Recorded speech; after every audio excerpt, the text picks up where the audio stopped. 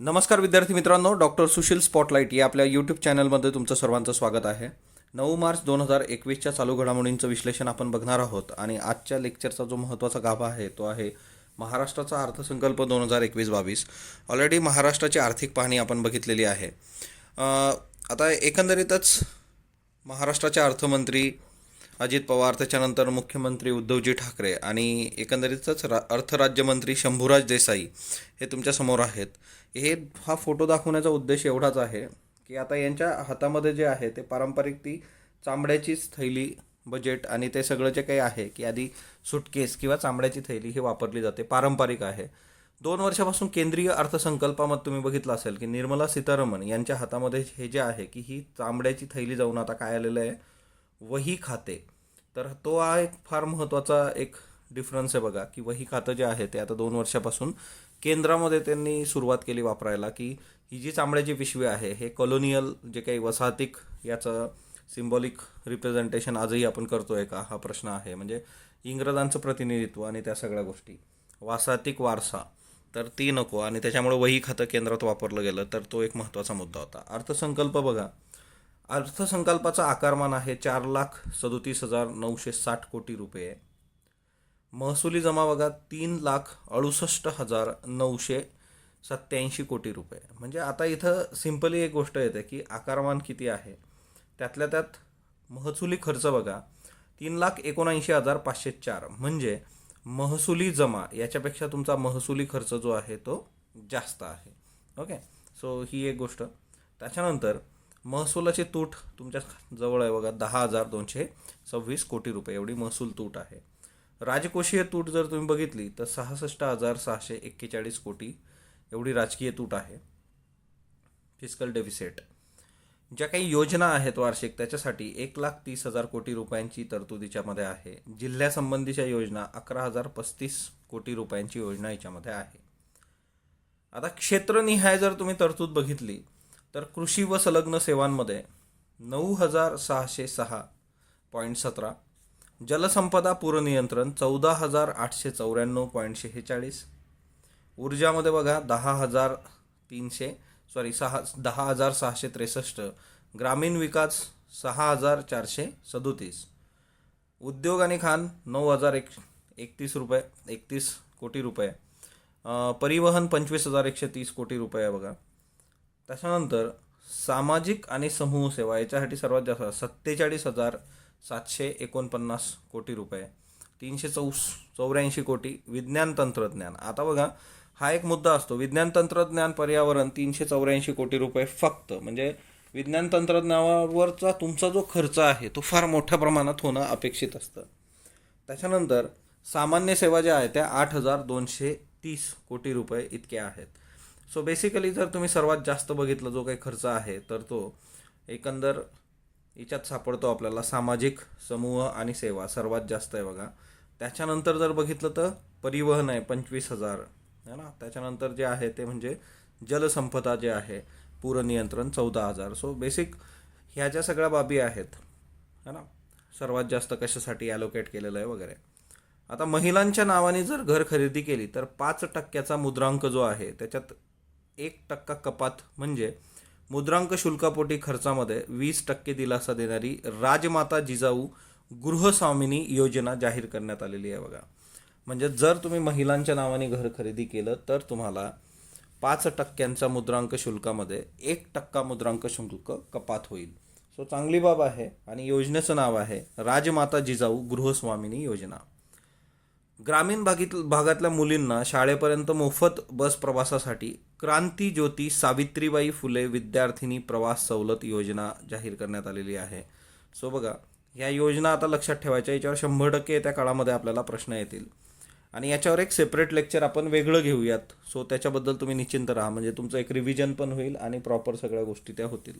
राजमाता जिजाऊ गृहस्वामिनी योजना, मुद्रांक शुल्कात 1% कपात, टोटल आतापर्यंत 5 होतं तर ते 4 होईल, 20% कपात झाली आहे.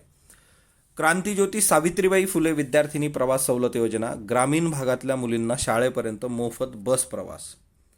घरकाम करणाऱ्या महिला ज्या आहेत त्यांच्यासाठी कल्याणकारी योजना राबवण्यासाठी संत जनाबाई सामाजिक सुरक्षा कल्याण योजना. तर घरकाम करणाऱ्या महिला ज्या आहेत, आणि एकंदरीतच काल आपण याचं आंतरराष्ट्रीय महिला दिनाचं लेक्चर बघितलं बघा, तर तिच्यामध्ये एक महत्त्वाची बाब होती की जवळपास अनौपचारिक हिच्यामध्ये 60% महिला जगात काम करतात आणि त्याच्यामुळे त्यांची बचत कमी आहे, त्यांचे पगार कमी आहेत, गरिबीमध्ये जाण्याची शक्यता त्यांची जास्त आहे. आणि या घरकाम करणाऱ्या महिलांचे जे इश्यू आहेत ते कोविड-19मध्ये मोठ्या प्रमाणावर समोर आलेत. कारण है ना, तुम्हाला लॉकडाऊन होतं, घरातल्या घरात राहायचं होतं, त्याच्यामुळे त्यांचा जॉब गेला, बऱ्याच ठिकाणी त्यांना परत जॉब मिळालेले नाही आहेत. राज्य राखीव पोलीस दल जे आहे त्याच्यात पहिला स्वतंत्र महिला गट स्थापन करण्यात आलेला आहे. सो ही एक चांगली बाब आहे. नागरी आरोग्य सेवांचा दर्जा वाढवण्यासाठी 5 वर्षामध्ये 5,000 कोटी रुपये खर्च करून यंदा 800 कोटी रुपयांची तरतूद आहे.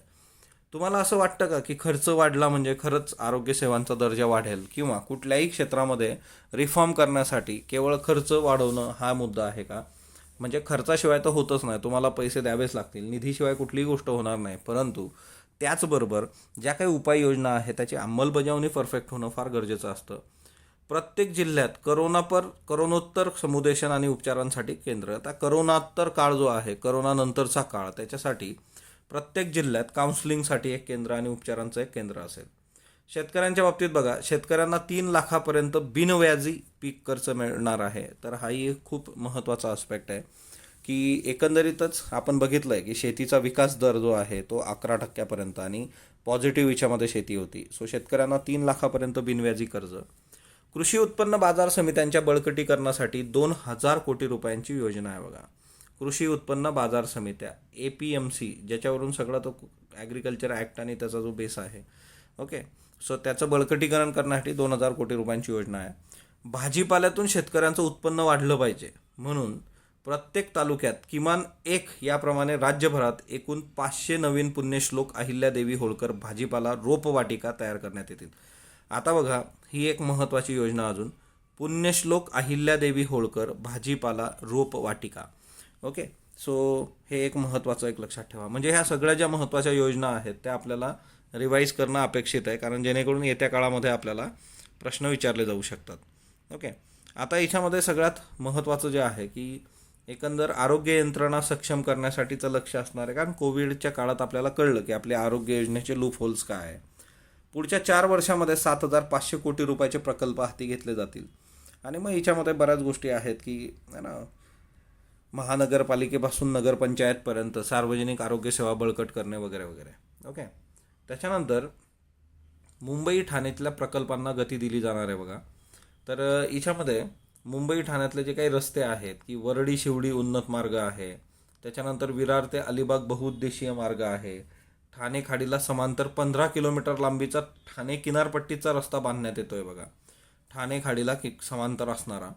आणि एकंदर मग बरेचसे उड्डाण पुलं आणि त्या सगळ्या गोष्टी आहेत इथं, ओके. 4 ठिकाणी जेटी बांधण्यात येणार आहे बघा, कोलशेत, काल्हेर, डोंबिवली आणि मीरा भाईंदर, ओके. सो एकंदरच जलवाहतूक जे काय आहे त्या जलवाहतुकीसाठी जेटी बांधण्यात येतील 4 ठिकाणी, कोलशेत, काल्हेर, डोंबिवली, मीरा भाईंदर, ओके. त्याच्यानंतर रस्ते महामार्ग जर तुम्ही बघितलं तर डिसेंबर 2022पर्यंत मुंबई पुणे द्रुतगती महामार्ग जो आहे त्या क्षमतावाढीचं काम सुरू असून ते पूर्ण होईल. हे आपण आर्थिक पाहणीतही बघितलं होतं. मुंबई पारबंदर प्रकल्पाचा पुढच्या वर्षी पूर्ण करण्याचं लक्ष आहे बघा. मुंबई पारबंदरचा प्रकल्प आहे. रायगडमधलं रेवा, सिंधुदुर्गमधलं रेडी जे आहे तर त्यांचे सागरी महामार्ग. आता हे तुम्हाला प्रत्येक असा टिपिकल एक रस्ता विचारला जाणार नाही, तेही एक लक्षात ठेवा. महत्त्वाचे जे आहे जशा स्कीम्स आहेत, जसा हा मुद्दा एक महत्त्वाचा आहे सामाजिक न्यायामध्ये. अनुसूचित जाती आणि नवबौद्ध विद्यार्थ्यांसाठी प्रत्येक जिल्ह्यामध्ये एक याप्रमाणे शासकीय निवासी शाळेत पथदर्शी तत्वावर 6वी पासून CBSE अभ्यासक्रम सुरू करण्याची घोषणा करण्यात आलेली आहे. सो एकंदरीतच अनुसूचित जाती आणि नवबौद्ध विद्यार्थ्यांसाठी प्रत्येक जिल्ह्यामध्ये एक याप्रमाणे शासकीय निवासी शाळेमध्ये 6वी पासून CBSEचा अभ्यासक्रम सुरू करण्यात येईल. मग याच्यासाठीचे जे ऑलरेडी एकलव्य मॉडेलच्या स्कूल्स आहेत बघा, जवळपास 25 या शाळा आहेत आपल्याकडं. अनुसूचित जातींमधील 6वी ते 12वीच्या विद्यार्थ्यांसाठी CBSEच्या अभ्यासक्रमाचं शिक्षण याच्यात दिलं जातं. या शाळांमध्ये आता टप्प्याटप्प्याने 1ली ते 5वीपर्यंत CBSEचा अभ्यासक्रम शिकवण्यात येईल. सो एवढं एक आहे की अनुसूचित जाती आणि नवबौद्ध विद्यार्थ्यांसाठी एकंदरीतच हा जो सगळा मुद्दा आहे की त्यांना CBSEतून शिक्षण मिळालं पाहिजे. सो ह्या गोष्टी खूप चांगल्या आहेत की शिक्षण क्षेत्रामध्ये काम केलं पाहिजे आपण. आता कृषीमध्ये बघा, सिंचन प्रकल्पांसाठी जवळपास 12,951 कोटी रुपयांची तरतूद आहे की ज्या सिंचनाची आकडेवारी आपण 10 वर्षात देत नाही. राज्यात सध्या प्रधानमंत्री कृषी सिंचन योजना जी आहे तर तिचा विचार करता 21,698 कोटी रुपये खर्चाची कामं सुरू आहेत. आता ही जी आकडेवारी प्रत्येक ठिकाणी आहे तरी ही तुम्हाला काही परीक्षेत विचारली जाणार नाही, तेही लक्षात ठेवा. फक्त एवढं लक्षात ठेवा की चालू आर्थिक वर्षामध्ये 26 पैकी 13 प्रकल्प पूर्ण करण्यात येणार आहेत. सो हे टोटल 26 प्रकल्प आहेत की जे प्रधानमंत्री कृषी सिंचन योजनेच्या अंतर्गत आहेत. त्याच्यातले 13 प्रकल्प 21-22 चालू आर्थिक वर्ष म्हणजे 2021-22 हे कंप्लीट केले जातील. जलसंपदा विभागातर्फे 258 प्रकल्पांची कामं सुरू आहे बघा. 278. ओके. तर याच्यासाठी पण 26,88,000 हेक्टर सिंचन क्षमता निर्माण केली जाईल याच्यामधून. सो 26,88,000 हेक्टर सिंचन क्षमता आणि 8,470 दशलक्ष घनमीटर पाणीसाठा याच्यातून निर्माण होईल. तर हाही एक महत्त्वाचा आस्पेक्ट आहे. सावित्रीबाई फुले घरकुल योजना बघा, तर राज्यामध्ये धनगर समाज जो आहे त्याच्यासाठी पुण्यश्लोक अहिल्यादेवी होळकर घरकुल योजना राबवण्यास मान्यता देण्यात आलेली आहे. आणि त्याच धर्तीवर जसं धनगर समाजासाठी पुण्यश्लोक अहिल्यादेवी होळकर योजना आहे, तसंच सावित्रीबाई फुले घरकुल योजना कोणासाठी आहे तर विमुक्त जाती, भटक्या जमाती, विशेष मागास प्रवर्ग, इतर मागासवर्गीय यांच्यासाठी क्रांतीज्योती सावित्रीबाई फुले घरकुल योजना राबवण्याची घोषणा करण्यात आलेली आहे. मग सिंपल आता आपण हे लक्षात ठेवायचं की आता घरकुलासाठी 2 योजना झाल्यात, पुण्यश्लोक अहिल्यादेवी होळकर घरकुल योजना, सावित्रीबाई फुले घरकुल योजना. मग आता तेवढं एक लक्षात ठेवायचं की क्रांतीज्योती सावित्रीबाई फुले घरकुल योजना कुणासाठी आहे, विमुक्त जाती, भटक्या जमाती, विशेष मागास प्रवर्ग आणि एकंदरीतच पुण्यश्लोक अहिल्यादेवी होळकर हे धनगर समाजासाठी. ओके, याच्यावर प्रश्न विचारला जाऊ शकतो. आता ज्या काही घरकाम करणाऱ्या महिला आहेत त्यांच्यासाठी सुद्धा संत जनाबाई सामाजिक सुरक्षा आणि कल्याणकारी योजना, जी ऑलरेडी आपण बघितली की ती असणार आहे. आता याच्यामध्ये एक आहे की अर्थमंत्री अजित पवार यांनी अर्थसंकल्प ज्यावेळेस सादर केला त्यावेळेस त्यांनी संत जनाबाई यांच्या नावाने महिला घरकामगारांसाठी कल्याणकारी योजना जाहीर केली. आता भाषणाची जी मराठी प्रत आहे तिच्यामध्ये संत जनाबाई असा तो उल्लेख आहे, पण भाषणाची जी इंग्रजी प्रत होती तिच्यामध्ये हीच योजना मुख्यमंत्री उद्धवजी ठाकरे जे आहेत त्यांच्या मातोश्री दिवंगत मीनाताई ठाकरे यांच्या नावाने छापली गेलेली आहे. तर आता बघूया तिच्यावर एक्सप्लेनेशन काय देतं गव्हर्नमेंट. सो एकंदरीतच ह्या ज्या सगळ्या योजना आहेत या योजनांचा विचार करता जी काही घरकामासाठीची महिलांकरताची योजना आहे तर ती एक लक्षात ठेवा की तिच्यात असं झालेलं आहे. मराठी भाषणाच्या प्रतीमध्ये ते नाव होतं संत जनाबाई आणि इंग्रजीच्यामध्ये जे होतं की ते मीनाताई ठाकरे. तर बघू सरकार याच्यावर काय एक्सप्लेनेशन देतं. ओके. मुंबई महानगर परिसर जो आहे मग तिच्यामध्ये जर तुम्ही बघितलं तर आपण ह्या बेसिक गोष्टी बघितलेल्या आहेत. ठाण्याच्या ज्या खाडीला समांतर 15 किलोमीटरचा रस्ता, त्याच्यानंतर हिंदू हृदय सम्राट बाळासाहेब ठाकरे स्मारक जे आहे त्याच्यासाठी 400 कोटी रुपये दिले गेलेले आहेत. ओके. त्याच्यानंतर सायकलिंगसाठीचे मार्ग वगैरे अशा सगळ्या ज्या बेसिक आहेत. त्याच्यानंतर समुद्रातलं पाणी गोड करण्यासाठीचा प्रकल्प मालाडजवळचं मनोरी नावाचं ठिकाण आहे तिथं उभारण्यात येतो आहे बघा. आणि 1 डिसेंबर 2021 प्रकल्प अहवाल अपेक्षित आहे. सो मिठी नदी पुनरुज्जीवन प्रकल्पही लवकर सुरू होणार आहे.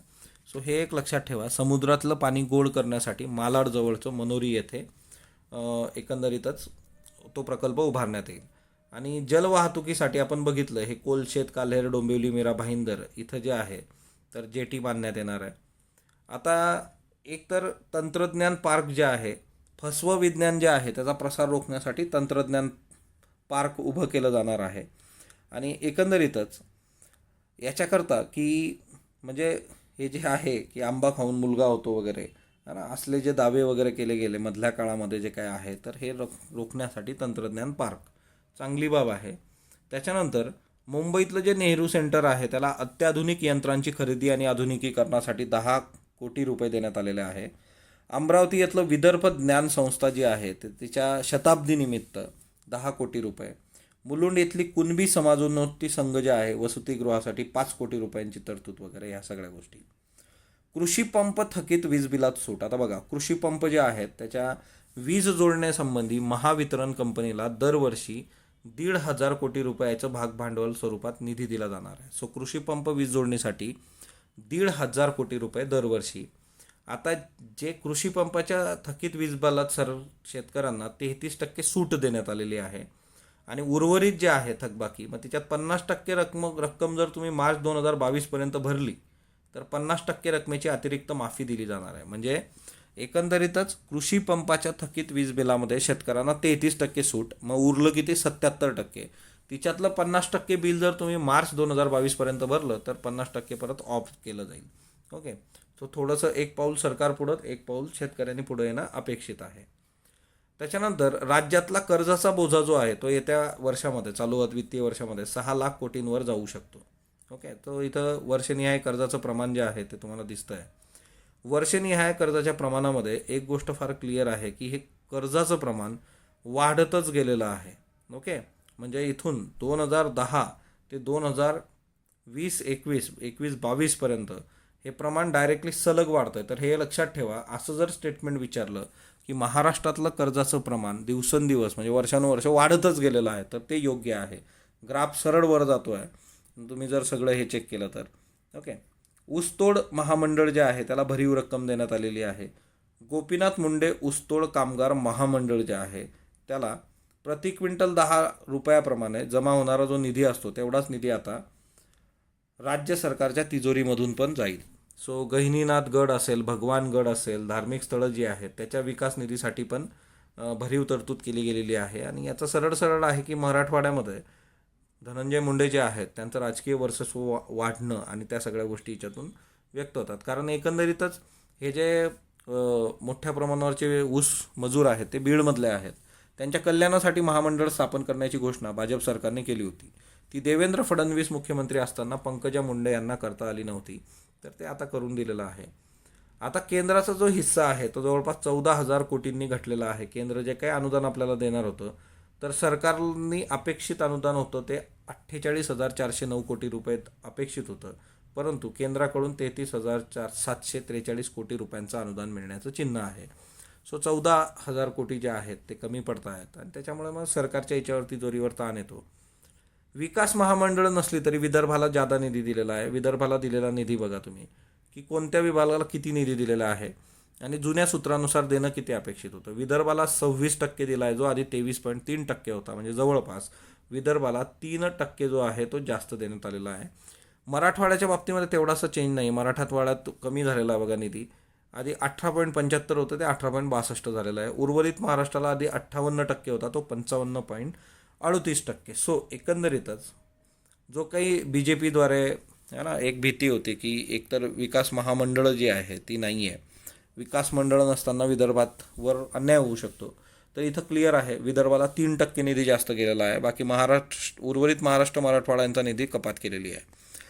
बाळासाहेब ठाकरे आणि शिवसेना प्रमुख बाळासाहेब ठाकरे जे आहेत त्यांच्या नावाने 3 वेगवेगळ्या वेळा अर्थसंकल्पात त्यांचा उल्लेख आला. त्यांच्या नावाने कृषी व्यवसाय आणि ग्रामीण परिवर्तन प्रकल्प राबवण्यात येणार आहे. सो शिवसेना प्रमुख बाळासाहेब ठाकरे यांच्या नावाने कृषी व्यवसाय आणि दुसरं आहे ग्रामीण परिवर्तन प्रकल्प.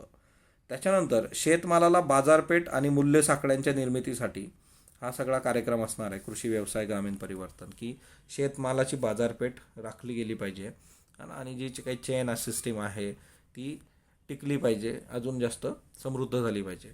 शरद पवार यांच्या नावाने ग्राम समृद्धी योजना सुरू करण्यात येणार आहे की जिच्यामध्ये गाई म्हशींचा पक्का गोठा, शेळीपालन आणि कुक्कुटपालनाकरता पक्की शेड बांधण्यासाठी अनुदान दिलं जाईल.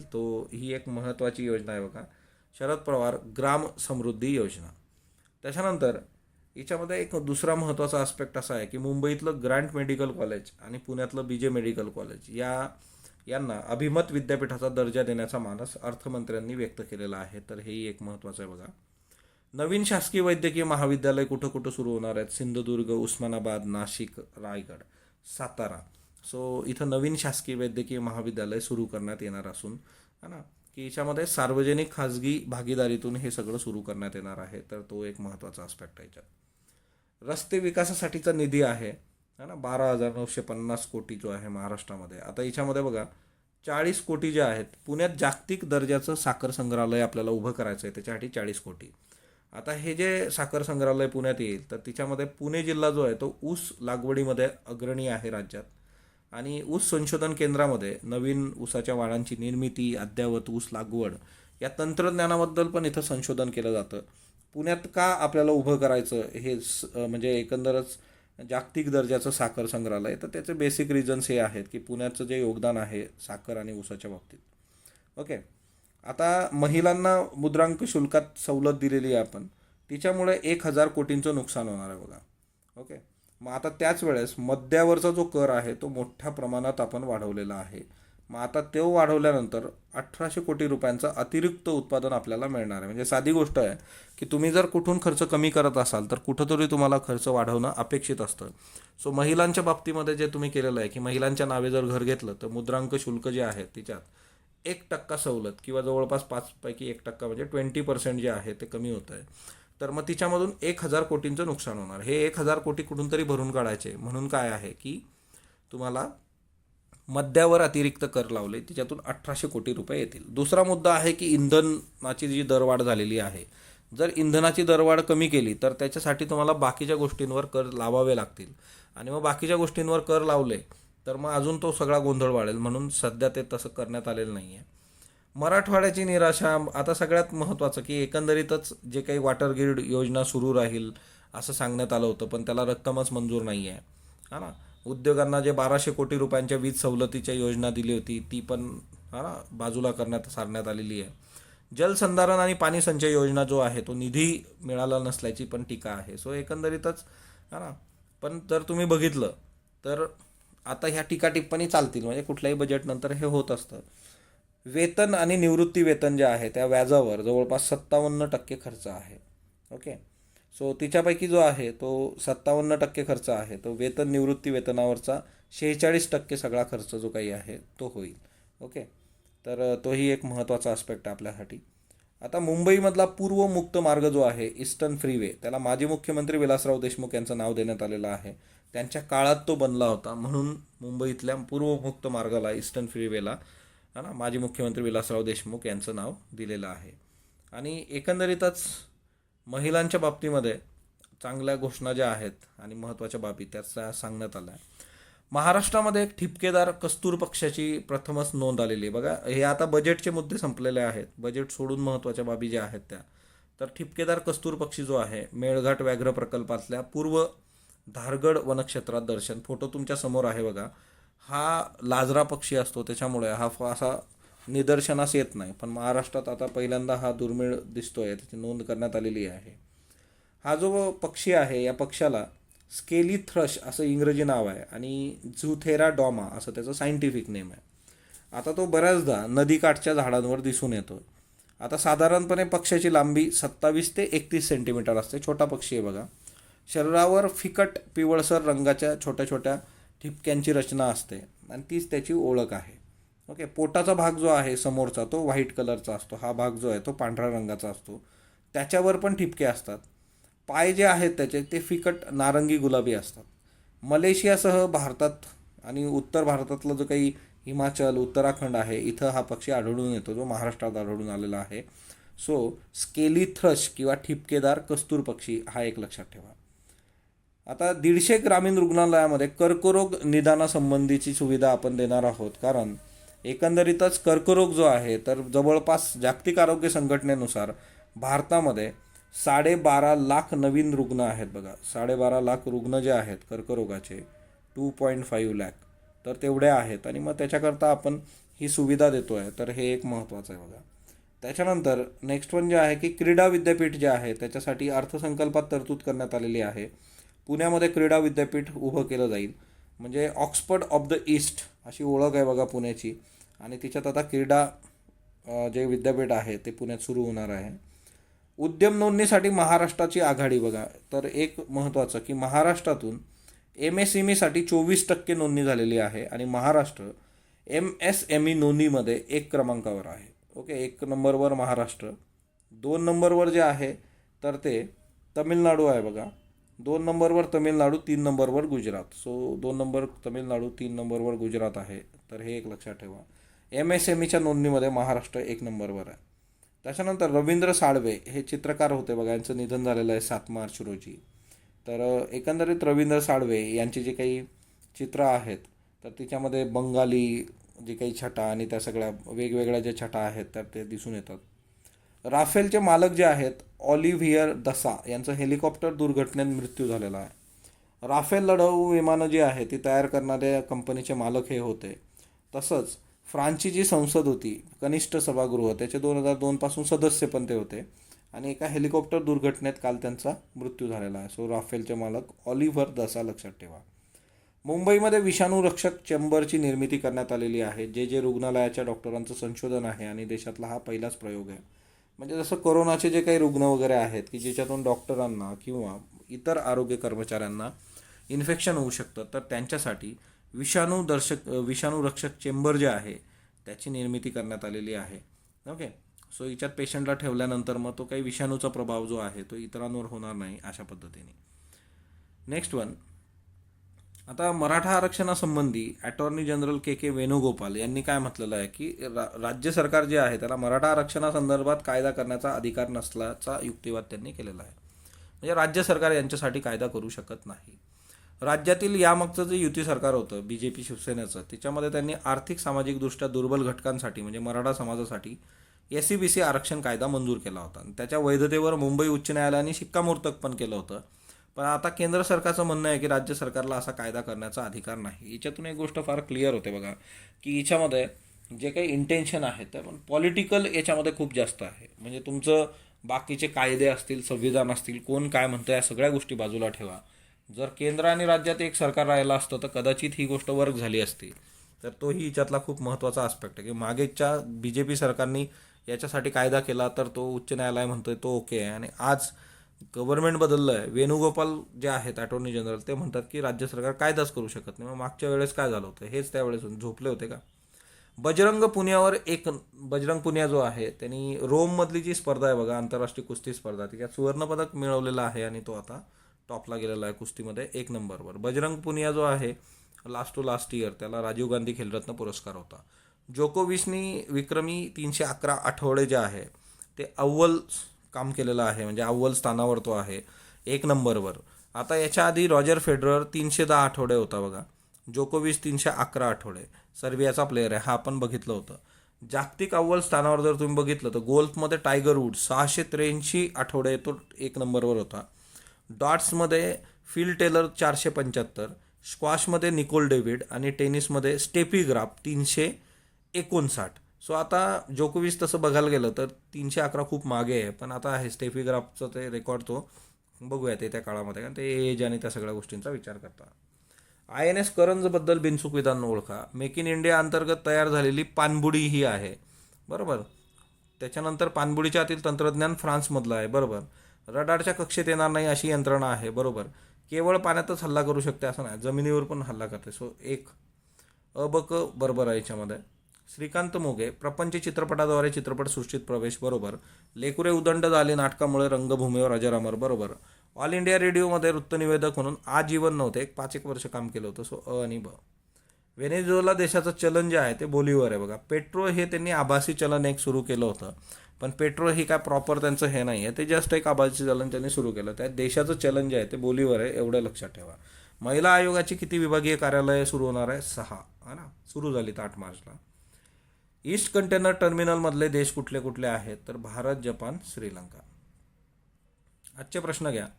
भारतातील 3D प्रिंटिंगसाठी प्रयोगशाळा कुठे सुरू होणार आहे? मुंबई, पुणे, नागपूर, औरंगाबाद. खालीलपैकी लष्करी दलांच्या स्थापनेनुसार योग्य क्रम क्रोनॉलॉजी ओळखा. नौदल, हवाई दल, लष्कर, हवाई दल, लष्कर, नौदल, नौदल, लष्कर, हवाई दल, लष्कर, हवाई दल, नौदल. खालीलपैकी कोणत्या क्षेत्रात 3D प्रिंटिंगचा वापर केला जातो? संशोधन क्षेत्र, संरक्षण क्षेत्र, वैद्यकीय क्षेत्र, वाहन क्षेत्र, इलेक्ट्रॉनिक्स. अबई, अबक, अडक, अबकडई. 2021च्या आंतरराष्ट्रीय महिला दिनाचे रंग खालीलपैकी कोणते? जांभळा, हिरवा, पांढरा, लाल, निळा, पांढरा, पांढरा, हिरवा, निळा, निळा, जांभळा, हिरवा. संयुक्त राष्ट्रानुसार महिलांविषयी खालीलपैकी तथ्यांपैकी योग्य विधान निवडा. जवळपास 60% महिला अनौपचारिक क्षेत्रात कार्यरत आहेत. जागतिक स्तरावर पुरुषांच्या तुलनेत महिलांचं उत्पन्न 23% कमी आहे. जागतिक स्तरावर संसदेत केवळ 24% महिला आहेत. अ ब फक्त अ, अबक फक्त अक. सो याचे उत्तर तुम्ही कमेंट बॉक्समध्ये देणार आहात. स्पॉटलाईटला जो तुम्ही प्रतिसाद देता त्याबद्दल मी आपला आभारी आहे. स्पॉटलाईटला लाईक करा, शेअर करा, सबस्क्राईब करा. धन्यवाद विद्यार्थी मित्रांनो.